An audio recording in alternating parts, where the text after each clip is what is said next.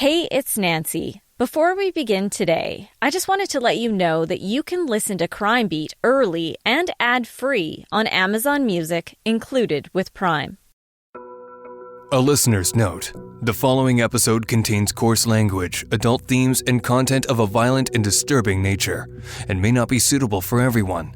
Listener discretion is advised. On a chilly, rain-soaked Saturday morning in Toronto's Leslieville neighborhood, patrons were having beverages in the early morning hours inside a Queen Street East pub. There were about a dozen people just outside the tavern when a man walked out of the bar in a fit of rage.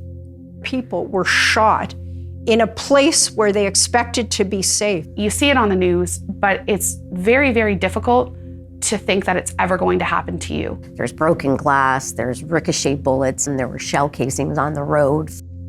I'm Nancy Hixt, a senior crime reporter for Global News. Today we continue our special series of Crime Beat, where in each episode I'm joined by one of my colleagues from the TV documentary series. Here's Catherine McDonald with details of what happened on that tragic night in October of 2008 in Shootout at the Duke. As a historical landmark, the Duke has been part of Leslieville in Toronto since 1870.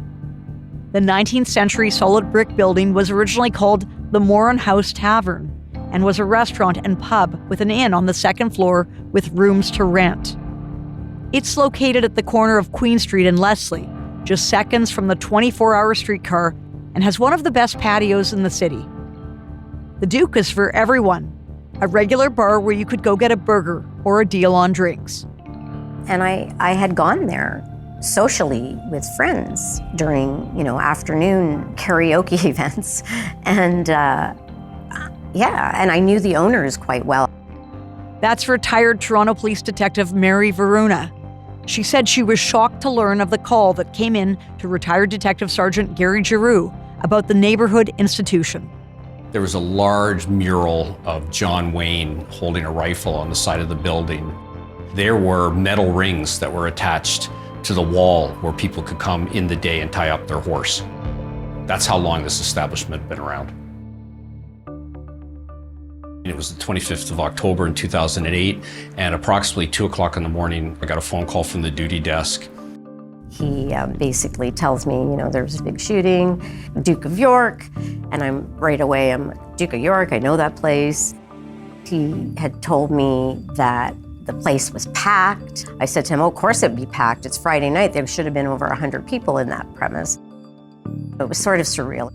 You can visualize that people have been running for their lives at some point. There's broken glass, there's ricochet bullets into the door frame, there's bullets on the ground, there were shell casings on the road from where the offender started shooting at. We had an officer that was an expert in trajectory, and he was able to tell us that bullets went through the front of the door, went through into their victim, and then some of the bullets actually possibly had gone through the victim into the bar, and that's how other people inside got shot. There's bullets flying, pandemonium, people are screaming, people are running out of the place, and next thing you know, it's over, and everybody all of a sudden, it's like it's slow motion. What just happened? Police say an argument started around 1 a.m., then escalated outside the Duke of York Tavern. That's when the suspect pulled out a semi-automatic handgun. It's raining. The scene is chaotic. There's broken glass all over the sidewalk. There's multiple bullet strikes on the wall, the north wall of the Duke of York. The forensic identification team is on scene. They're placing evidence markers down on the sidewalk. They're taking video and still photography of the crime scene. Peter Miskalski is a forensic identification officer with the Toronto Police Service. His team was integral to this case. First of all, the entire road's closed off. A streetcar was passing. It was stopped mid-road. Police officers everywhere, yellow tape everywhere.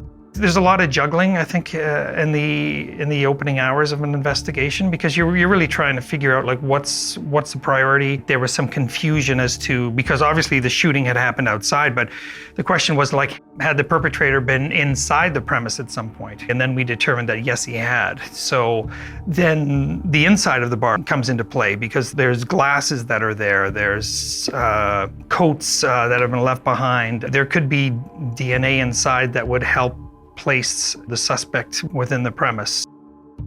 Detective Mary Varuna and Detective Sergeant Gary Giroux said investigators worked tirelessly to track down witnesses and evidence. Initially, there were 4 other victims. They were in different locations. Some were outside, some were inside. So we determined from the scene investigation that a number of the bullets that were fired actually traveled into the bar and struck people who never came outside to watch this fight that was about to take place. So at least two of the victims were actually inside and were struck by bullets that came from outside to inside. Other victims were standing outside at the time of the shooting taking place. They were all non-life-threatening. They were all transported to hospital and their injuries were treated. They were not hospitalized for any significant period of time. Most significant of the injuries was a woman who found out on the night in question that she was pregnant. She had been shot in the abdomen and as a result of her treatment found out that she was pregnant. The bullet was left inside her, and she had a scheduled C-section where the child on the delivery date was delivered by a surgeon, and at the same time the bullet was removed and it was collected by a forensic officer who was just outside the surgery room, and that bullet was collected like another physical piece of evidence at the time of the child's birth. Initially, we tried to direct the officers at the scene to start getting names and do a triage, basically. Get names and find out where were people situated in the bar at the time of the event. Many people who are exposed to like a shooting event like flee the scene and they are never identified to the police. So as a result of it, we're dealing with, I'd say, 20 witnesses, potential eyewitnesses, who might be at the division prepared to speak to the police, but there would have been dozens more who fled before the police even arrived. I instructed the detectives to start those interviews. Don't wait for me, get started. I'll participate in the interviews when I get there, but get them started. Because in my experience, when witnesses are required to sit around for long periods of time, they get antsy and a lot of times they leave. It took us a better part of a month to track down a lot of the people, because we couldn't keep them hostage, so we could do our investigation. Slowly, they began to piece together what happened on October 25th, 2008, outside the East End Toronto bar that led to 5 people being shot, one of them fatally. We now know that our deceased is just a patron of the bar, and she was just moved to this neighborhood months prior, and she's just out on a Saturday night to have a drink, and she was outside having a cigarette and talking to people that she just recently met.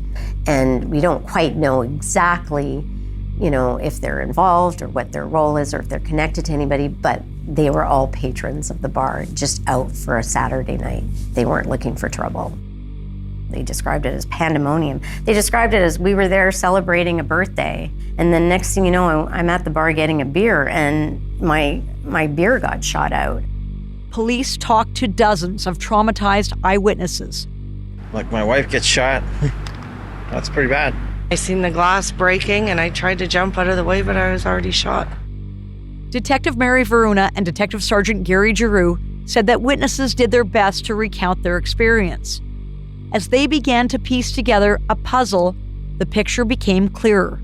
There had been a dispute within the Duke of York between 2 men in relation to accusations that one of the patrons of the bar had been flirting with Kyle Weiss's girlfriend. And as a result of that, Weiss intervened, words were exchanged, it became increasingly more heated. Kyle gets ejected from the bar. He's angry, he's pissed, he's very angry. And out of nowhere, someone appears and hands him a gun. We were never able to identify that person. To this day, we don't know who that was. And next thing you know, he's firing to the extent that He's firing so much, he empties the 15 rounds, and he is so focused on shooting out that bar, he doesn't even realize he's run out of bullets. You know, the witnesses described that they can still hear the clicking of the gun as he's run out of bullets. The name Kyle Weiss started to emerge quickly, and so as a result of it, we started to, dig into his past, and we found out that he was a violent person. He had a violent history. So we knew we were dealing with a major, major community safety issue in relation to this individual. Especially since the gun had not been recovered. Within a couple of days, we had sworn out a Canada-wide warrant for the arrest of Kyle Weiss on a charge of second-degree murder and a number of counts of attempted murder. The borders are flagged, the airports are flagged, there's no place to go.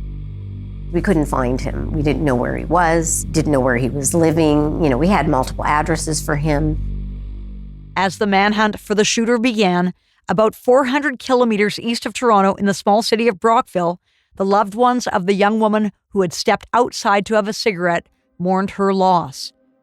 Her name was Bailey Zaveda. She was brutally gunned down when 6 bullets pierced her body. She grew up just 3 doors down from Jessica Farella. Bailey was only 23 when she passed away, and we had our whole lives ahead of us. It was losing a best friend, a sister. I still struggle to put into words exactly how it felt. I was supposed to be with her that weekend, and I was really sick, so I couldn't go. I would say that for a really long time, I held a lot of guilt and what ifs.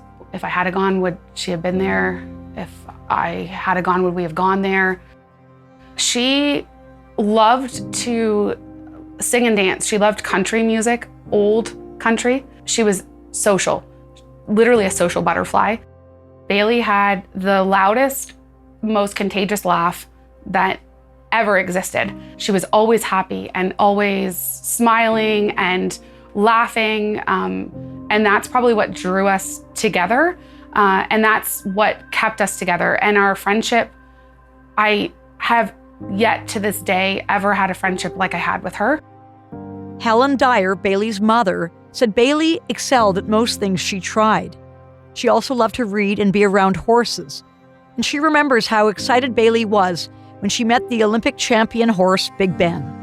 The year after Big Ben and Ian Miller retired Big Ben, that horse was bought originally with a lady on just down the highway here, St. Albans Stable. They had this fundraiser that she could go, a bunch of them, and sleep overnight in the stable with Big Ben. Oh, to be able to see him up close like that was incredible. She loved it. What was she like as a teen? Did she give you a lot of sleepless nights, or was she a good girl? No. Sleepless nights, for sure, because she didn't like curfews, because if there was a lot going on where she was, then she wouldn't want to leave that environment. Jessica Farella said Bailey was looking forward to the future. She got what I would call her dream job at the time, which was working for a marketing company. And she was like, just so excited. I remember her calling and saying, like, I've got the big girl job, like I've got my own office and I have a business card. And she just loved it. It was the best thing that could have ever happened to her. She was at like one of the best parts of her life. Until that life was cut short.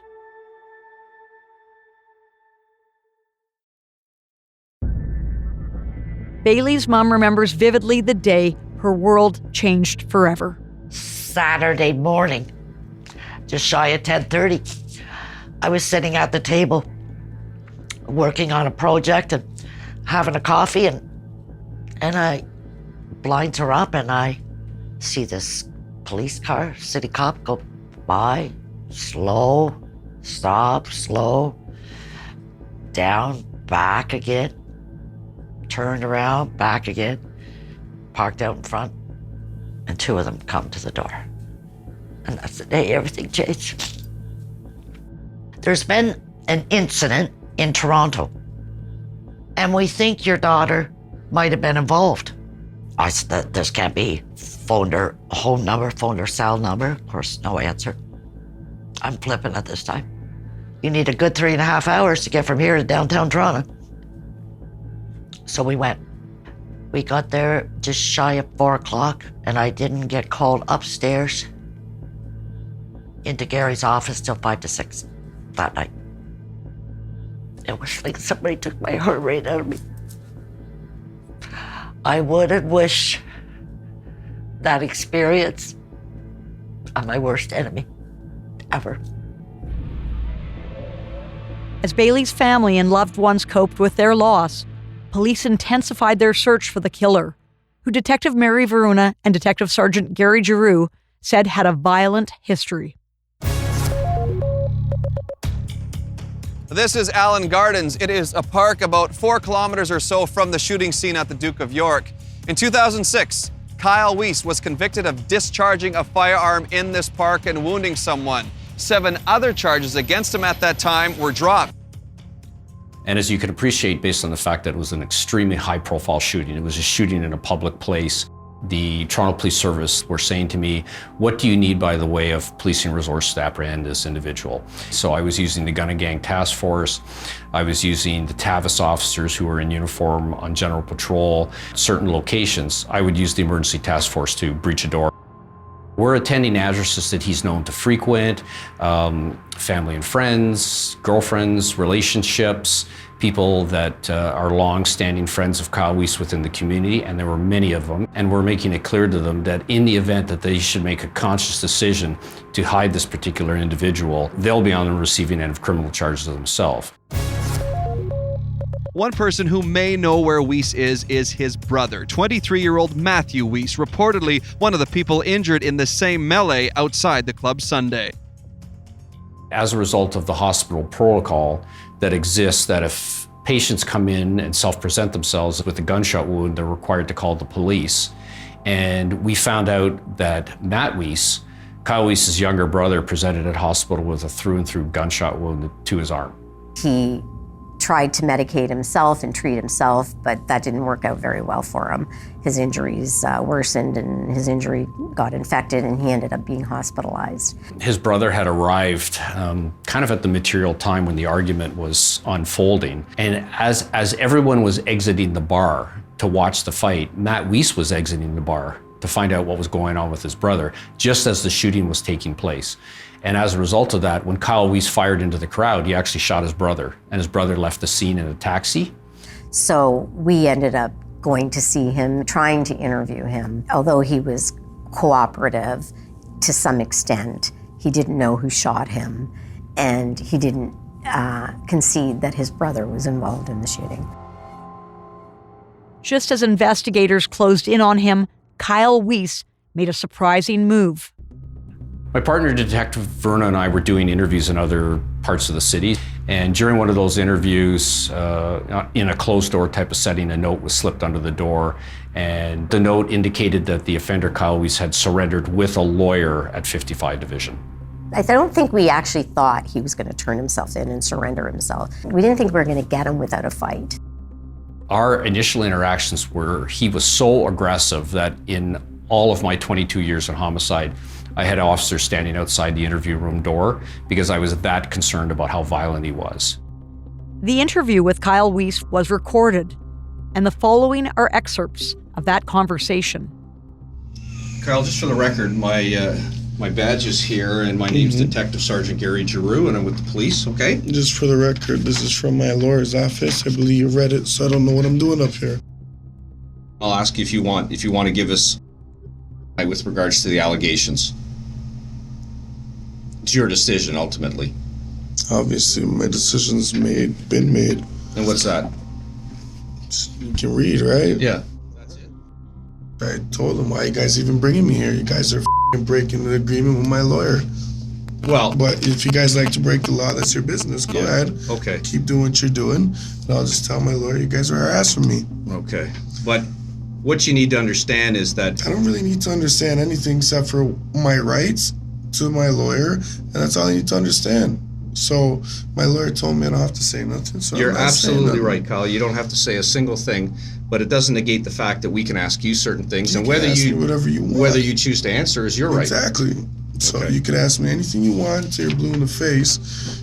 No, I'm just going to tell you, I'll wait for my lawyer. Obviously, you've been hiding out for a few days. You've shaved your head. You've altered your appearance. And as a result of that, what we call that in what we do is we call that consciousness of guilt. Call that scared, call that whatever you want, but it doesn't matter what you say, because all that matters is that I want to see my lawyer.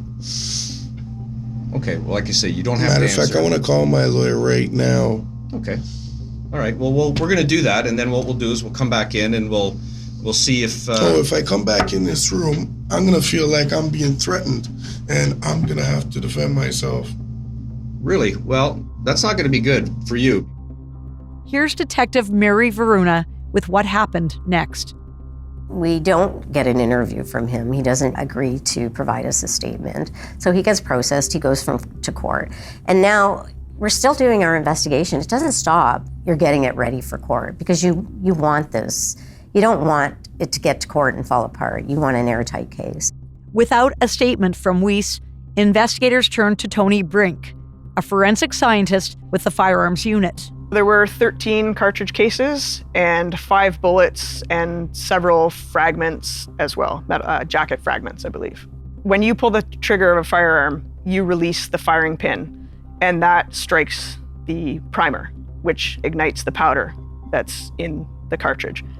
And this powder burns really quickly, and it creates a lot of gas. And it's this gas that's created in this very tight space that forces the bullet out of the cartridge and down the barrel. There's rifling inside that barrel that leaves unique marks and dents on the bullet, helping forensic scientists match ballistics to the weapons that fired them. The cartridge cases and the bullets shared the same caliber. They shared the same firing pin impression, shape, same number of lands and grooves and direction of twist. So they were identified to the same, having been fired by the same firearm. And the bullets as well were identified as having been fired by the same firearm. Police still did not know where that gun was, or how Kyle Weiss had gotten his hands on it, but they discovered it had been used before by someone else. So IBIS is an investigative database, and it takes images of ammunition components from the cases that we do, and it looks at cases that have already been submitted, and then it generates a list of potential linkages. Vanessa Londoro, a forensic firearms technologist, says the database contains ballistic evidence from cases all over North America. The system actually returns to us hundreds of possible linkages. We found that reviewing the top 30, top 35 images, you'll probably see a hit within there if there is one. It'll be very close, side by side. The lines, the orientations of the striations, the scratches will all be reproducible. So from your exhibit A to B, they will follow the same direction. Same with the depths and the thickness of those striations and impressions, they should be the same for a match. So what did forensic scientist Tony Brink find? In this case, it was determined to be linked to a previous shooting occurrence from 2005. 3 years earlier. Correct. In that incident, a man driving a borrowed car was ambushed in a Toronto laneway. The shooter fired at the car, hitting the man several times in the chest. The victim survived, but the gun was never found. After the Duke shooting, it disappears again. It's recovered in a case of a carjacking and robbery during the search warrant of one of the suspects. Detective Mary Varuna said the gun turned up 6 weeks after Kyle Weiss surrendered to police. They uncovered 2 firearms. And when they do the testing on the firearms, the one particular firearm linked back to our shooting at the Duke of York. I asked Superintendent Steve Watts of the Toronto Police Service's Organized Crime Enforcement Unit if that happens often. Was it unusual that the gun used at the Duke of York tavern was also used in other crimes? We had a recent case in my unit where one firearm linked to 7 incidents. How common is that you would see a gun being used over and over again? The number 1 crime gun used in Ontario and Toronto is a Glock. A brand new Glock that's from Florida, that is clean, is $5,500–$6,000. So I might be in a position where I don't have $6,000 to purchase. I just might be part of a group where I could rent that gun, or I could just use it for a month and return it. It gives new meaning to gun for hire, and it's a growing problem.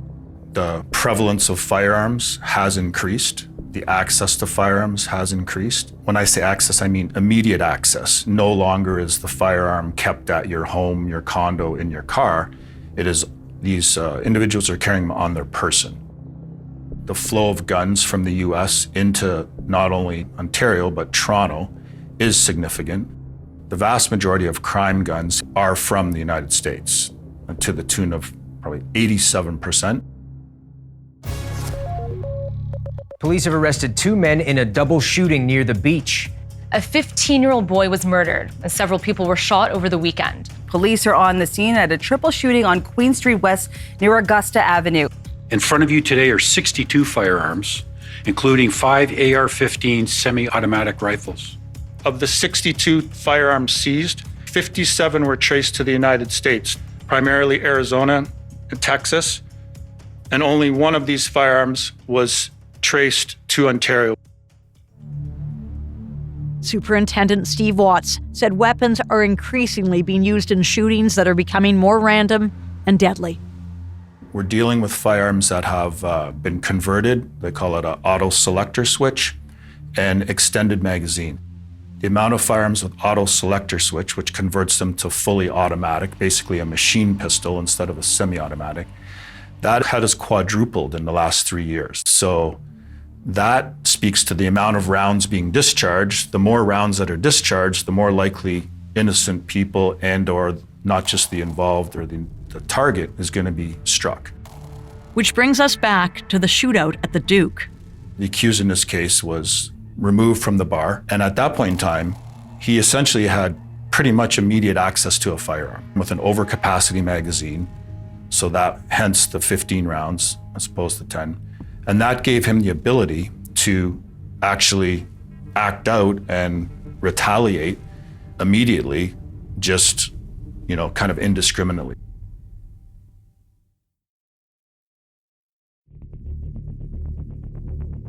As investigators continued to push the case forward, Bailey Zaveda was laid to rest at a funeral held in November 2008.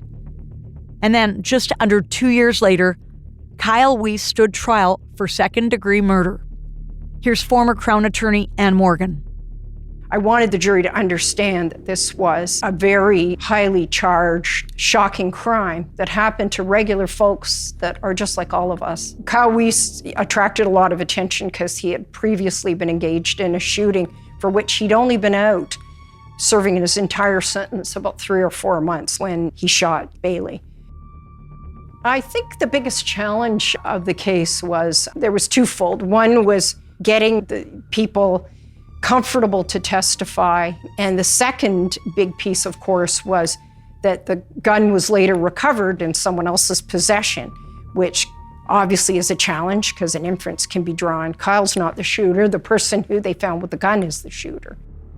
There was a witness, John Ty, and he actually picked Kyle Weiss out of a photo lineup, but he knew him from the neighborhood. So when he identified him as being in the bar, he had seen him before. There was also circumstantial evidence because Christine, who was Kyle Weiss's girlfriend, she also, in a sense, identified Kyle as being involved in a skirmish in the bar, which was kind of over a perceived flirtation with her, although she didn't identify him as a shooter. In fact, she said he was gone by the time of the shooting. Kyle Weiss's defense lawyer, Peter Zadek, had this to say. The eyewitnesses were a little suspect. Like, one of the major eyewitnesses initially told the police he didn't know who the shooter was. And then just months later, he changed his mind and said that it was Kyle Weiss.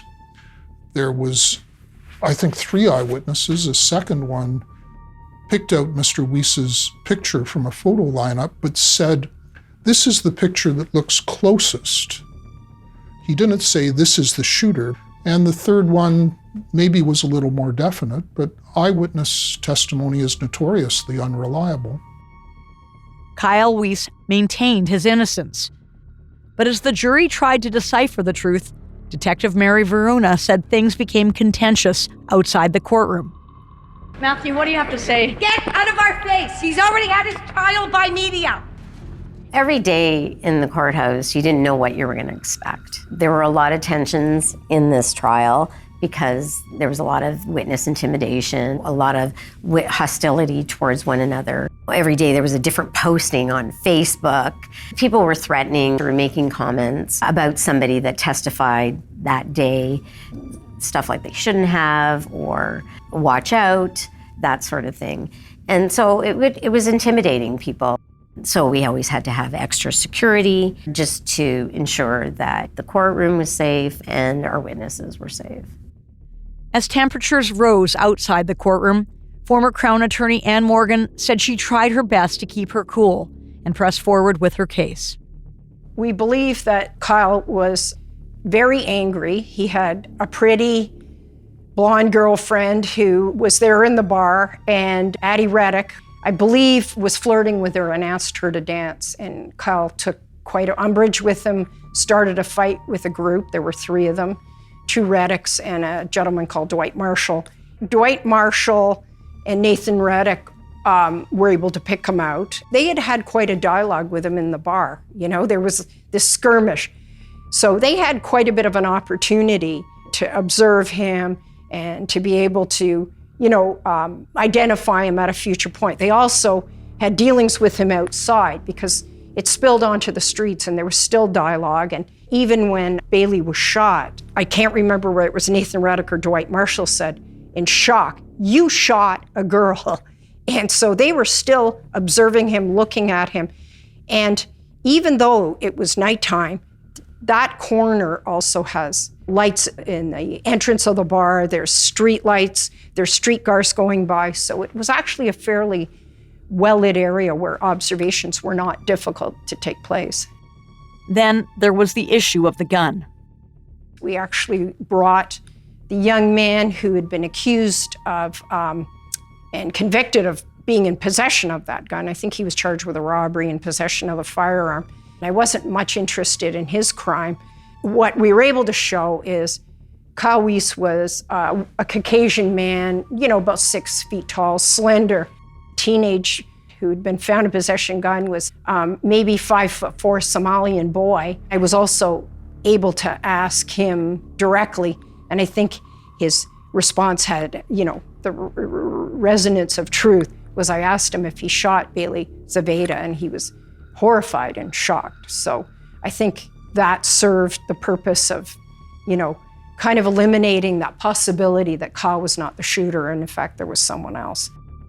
Kyle Weiss's defense lawyer said they didn't suggest he was the shooter.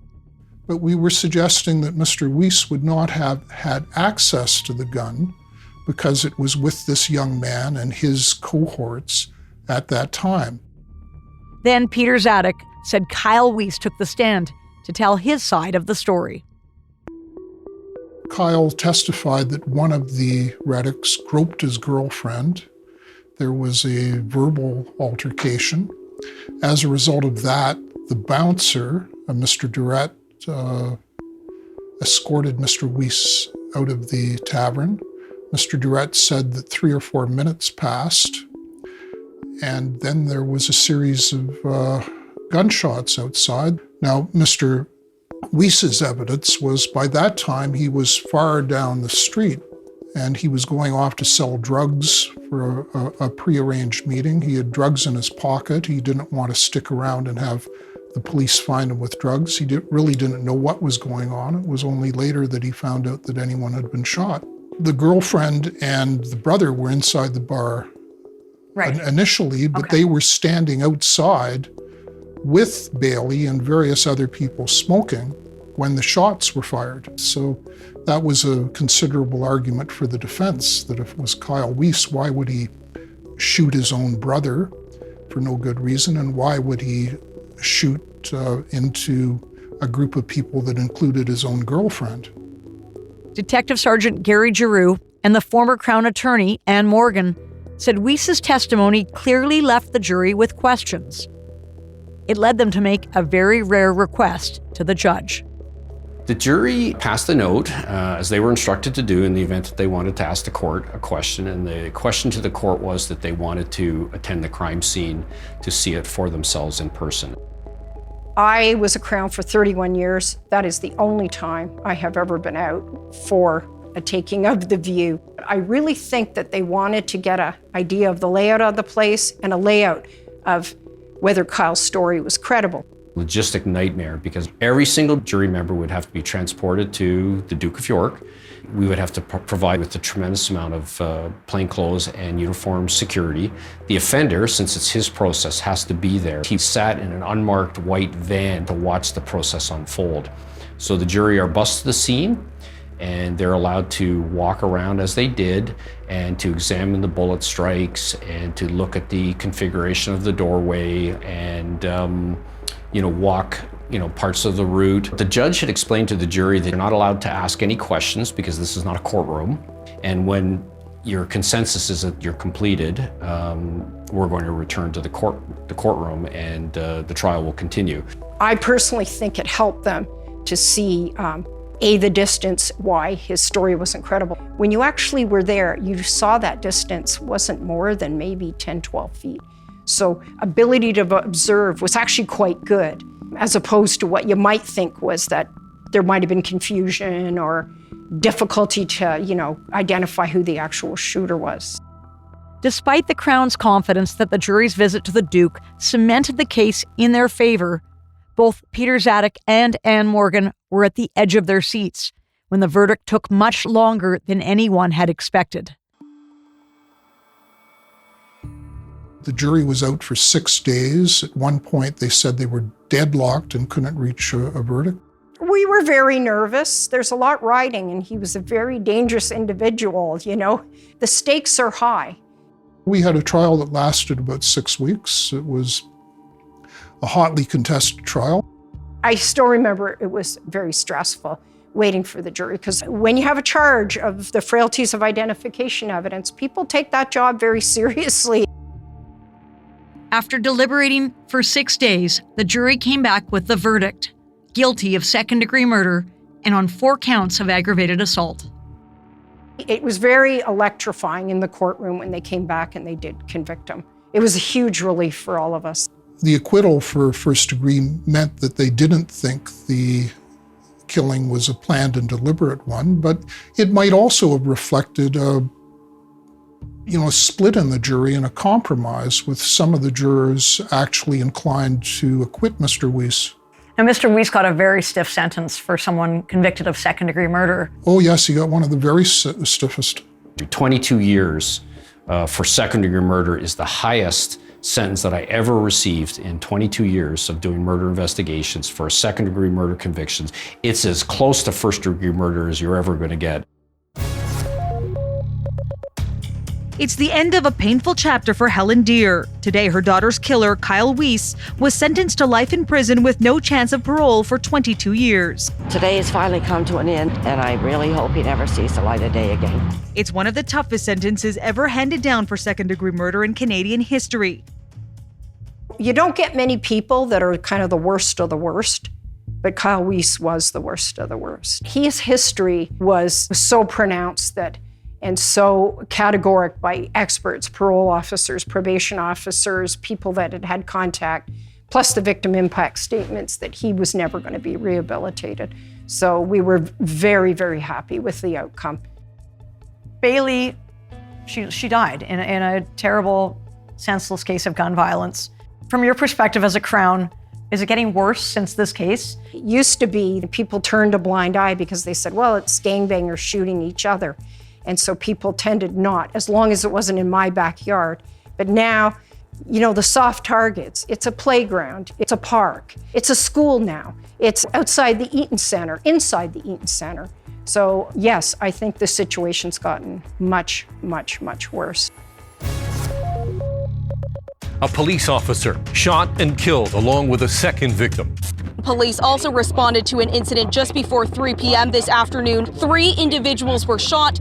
No guarantees from the Toronto police chief that the recent wave of deadly gun crime in this city can be stopped. Superintendent Steve Watts from the Organized Crime Enforcement Unit said that for decades, the Toronto Police Service has been part of a program known as FATE, Firearms Analysis and Tracing Enforcement. That gives the intelligence of where the gun originated. You follow the gun, whoever hands it went through, and basically where it ends up. That's really the key for us in terms of you want it to be actionable intelligence that can translate into kind of operational, effectiveness. It used to be that shootings were investigated by the major crime unit of the police division in the area where the crime took place. But in 2019, with shootings on the rise, Toronto Police created the Centralized Shooting Response Team. What that did was allowed us to basically connect a shooting in 51 to a retaliatory shooting in 23 to a shooting in 42, all in the same night. If I can connect shootings and incidents that are historical based on that firearm being traced to different events, my unit has been very successful in connecting numerous shootings from previous years and taking that offender off the street. If you look at the statistics, it's essentially a 33% reduction. The police are not the only ones trying to turn things around. For Jessica Farella, Bailey's death turned into a calling of sorts. At the time, I had just started working with offenders, and I had a desire to go to law school. And after this happened, I decided that I wanted to stay working with offenders because I wanted to be able to impact change. And I wanted to work with them to hopefully be able to prevent someone else from going down the path that this person had gone down. And in turn, preventing another family from having to go through what we have been through. And it was literally the deciding factor in what I did with my life. She remains close with Helen, who carries a piece of her daughter with her at all times. I had this urn, special ordered and special made, and it has some of her ashes in it. And beside it is her baby ring, which was got in December '85, her being born in June. She couldn't wear it for ages, and then she could wear it, and then she couldn't anymore. So that's what's on the necklace. We used to joke about being old ladies hanging out together in the retirement home. She's someone who just lived her life without really considering other people's opinions. She was authentically herself, and she was confident and happy all the time. And if you look back at the 23 years, she lived a full life in those 23 years, and she experienced a lot of things. And she never let things that could have potentially hold her back. She just pushed through. That's a big part of who she was. Small town girl, but big city heart. In 2016, Kyle Weiss appealed his conviction, but that appeal was dismissed. Bailey's family and friends still deeply miss her. Jessica has not been able to delete her phone number even after all these years. She keeps Bailey's memory alive by celebrating her birthday every year. As for the other victims of the shootout, it's an ongoing struggle to live with the trauma of that night. When we reached out to the victim who discovered she was pregnant, she had this to share, quote, "It's been 14 years since that horrific and tragic night that has changed everyone's life forever. It's taken years for the dreams to stop. Hearing the sound of the first shot and looking at Bailey, remembering her green scarf she had on that night." End quote. I want to thank everyone who spoke to us for this story, including the witnesses and loved ones of the victims. And thank you so much for listening. Crime Beat is hosted by me, Nancy Hixt. This episode originally aired on Crime Beat TV on March 17th, 2023, and was reported on by Catherine McDonald. For photos and other information on this story, please head to Global News. I'll add the link to the show notes. To watch this episode, please subscribe to the Crime Beat TV YouTube channel. This episode was adapted to podcast by our senior producer, Dila Velasquez. Audio and sound design by Rob Johnston. Thanks again for listening. Please join me next time on Crime Beat.